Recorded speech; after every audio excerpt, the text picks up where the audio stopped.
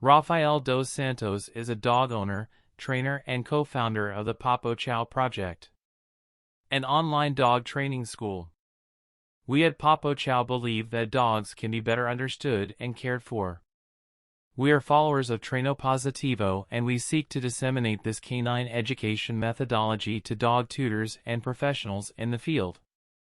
Throughout our history, which is just beginning, we have already had more than 4,000 students who really learned the correct way to educate their dogs. In this ebook, we will show you the 4 infallible steps for you to have a polite and obedient dog. This knowledge is the fruit of much study and practice. And after having guaranteed the results and applying this method to thousands of students, we can safely say that you will have the dog of your dreams if put these 4 steps into practice. Our aim is to show that your dog can be polite and obedient if you really learn how to do it. Educate him. And more than that, to show that it is very simple when you have the right knowledge. Who here who never arrived at home sad and was received by a super excited dog, with tail wagging and licking your face intensely? Same. Without you saying anything, your dog has gone. The first to identify this one of yours feeling. It's a really incredible power. The power to decipher humans is one of the most amazing abilities they possess, and this is what makes them more connected to us every day.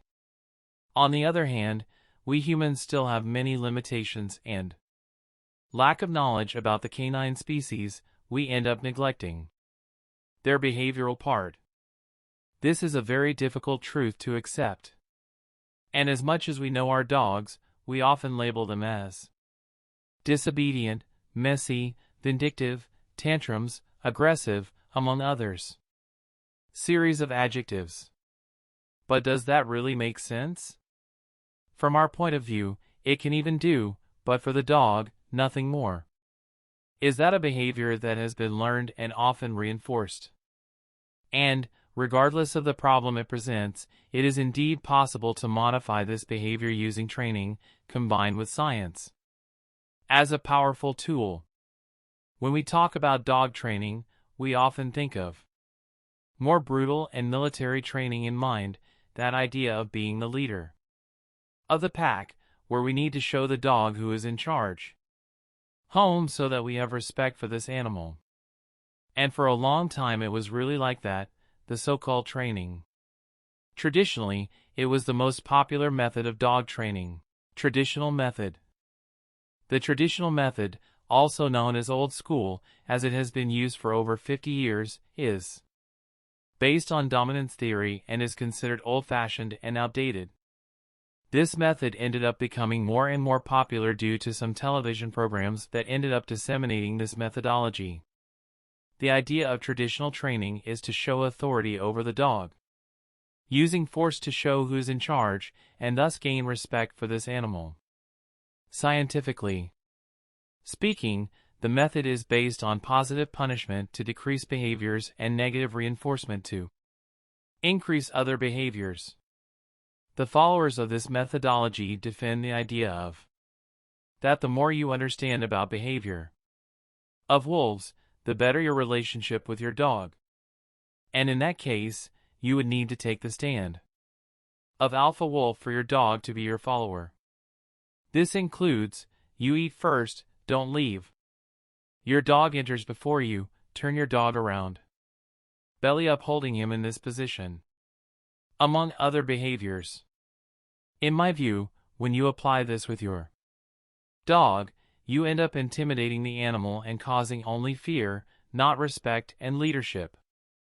Being a leader in Papo Chow's point of view is you lead and secure your dog. So let's now understand what the output would be to educate the dogs without using the method. Traditional. Step 1. Use the positive method. The modern methodology, also known as positive training, is based on learning through conditioning, both operant and classic, which in turn use reinforcement, positive and negative punishment for teaching dogs. This method has been used to train animals of all species, from dolphins to birds. Can you imagine punishing a dolphin to teach it some behavior? It wouldn't work out very well, would it? The idea of modern training is to discard punishment and just show the animal how to behave. And this happens basically through prizes and rewards. The best thing about this method is that instead of a dispute for leadership, all training and relationships are pleasurable, both for the dog and for the tutor. And consequently, the dog's obedience ends up happening naturally. It is visible in the dog's physiognomy how happy and motivated he is when he is educated through this method. Using the modern method, or positive, as it is popularly called, is the first step for you to really get an obedient dog. The second step is to understand how these animals learn. Through this methodology, it is possible to teach and modify any kind of behavior of dogs, regardless of the age or breed of the animal. Step 2. Understand how dogs learn. Basically, dogs tend to repeat what's good and avoid what's bad. That's simple. Understanding this is, we manage to apply the positive method. All dogs learn through reinforcement, that is, for a behavior to increase in frequency and intensity, this behavior needs to be reinforced. And when I say reinforcement, I don't mean it's just snacks or food. Reinforcement can be whatever the dog wants in a given situation. For example, a dog that pulls on the leash to the point of hanging itself to smell a bush that contains the urine of a female in heat. As much as the dog is doing a mega push and hanging himself, the reward of smelling the bush is much bigger. So he understands that in order to be able to smell, which is the reward he wants in that situation, he really needs to exert all the force necessary and pull the leash. And consequently, this behavior tends to be repeated in the future. Another very common example that you've probably already witnessed is dogs that don't come when they are called. This happens a lot in parks, where dogs are released to romp freely. When you are in time to go home, the dog simply ignores the tutor. As much as the tutor calls, he does not come at all. This occurs for the following reason: probably the first few times this dog was released, when his tutor called, he ran, behavior we really expect the dog to have. However, the owner immediately put him on the leash and arrested the dog. In this case, the dog's will was to go back to the park and run free, but he was stopped when he answered the tutor's call. Then it is very likely that the dog will not come next time. Whatever is called. It recalls the idea that the dog seeks to repeat what is good and avoid what is bad. On this occasion, go. Even the owner was bad because he just got stuck and can no longer run free with the other dogs. These are two very common everyday examples, which already provide you with a very interesting basis for achieving. Understand your dog better.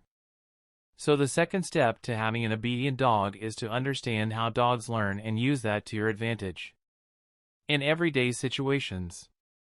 Step 3. Train the dog every day. The third step for you to have an obedient dog is to take advantage of the experience among you to train you every day. And here I'm not telling you to take an hour or two focused on training to get results. This can even end up stressing the dog instead of teaching it. Dogs are in constant learning, that is, at all times. They are learning new things, whether they are good things or things that we consider bad. Thus, training sessions are usually made up of very short sessions, 2 minutes, for example. And that makes it possible for us to use our day-to-day to teach them. It can be in games, meals, or any another moment that they are together. The idea is to really have fun and use this in our favor. It looks like magic, right? It's really amazing the power that positive training has in the lives of our dogs and how this is directly reflected in our family's life. And the fourth step to have an obedient and polite dog is to keep a routine with the basic needs of dogs supplied.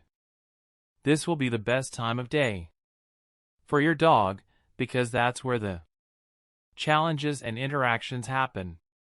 All he likes most is happening, you playing with him, the awards and the challenges. It will be the most awaited moment of the Don't miss part 2.